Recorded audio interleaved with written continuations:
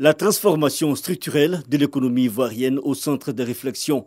Comment réadapter les activités économiques des secteurs à productivité faible vers des secteurs à valeur ajoutée. C'est le sens de cette rencontre. Il s'agit de présenter le rapport de la Commission économique des Nations Unies pour l'Afrique CEA sur la transformation structurelle de la Côte d'Ivoire, portant sur l'emploi, la production, l'économie et le social, entre autres.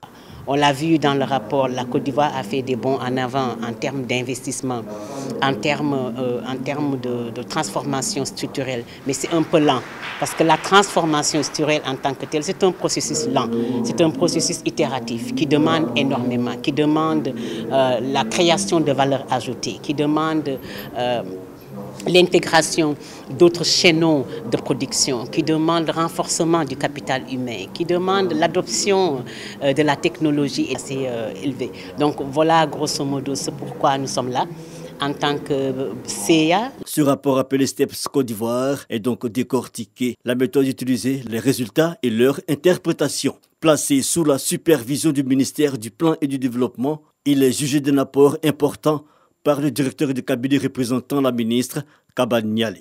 Et cela appelle à des réformes importantes pour pouvoir y arriver, notamment dans les secteurs de l'éducation, dans les secteurs de la santé, mais surtout ce qu'on peut relever au niveau de la production, c'est surtout de mettre le système de production à un niveau qui nous permet de générer beaucoup plus de la valeur à travers la transformation des matières premières.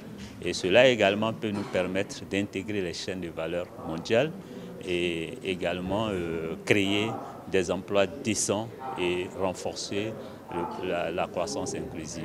Donc le rapport, on pourrait dire, arrive relativement à point nommé. Parvenir à un développement équitable et durable grâce à une transformation structurelle harmonieuse pour les États des pays africains, c'est l'ambition de la CEA. Et pour le cas de la Côte d'Ivoire, le rapport aurait dû être disponible depuis 2019. Coronavirus oblige, il a été présenté 2 années plus tard.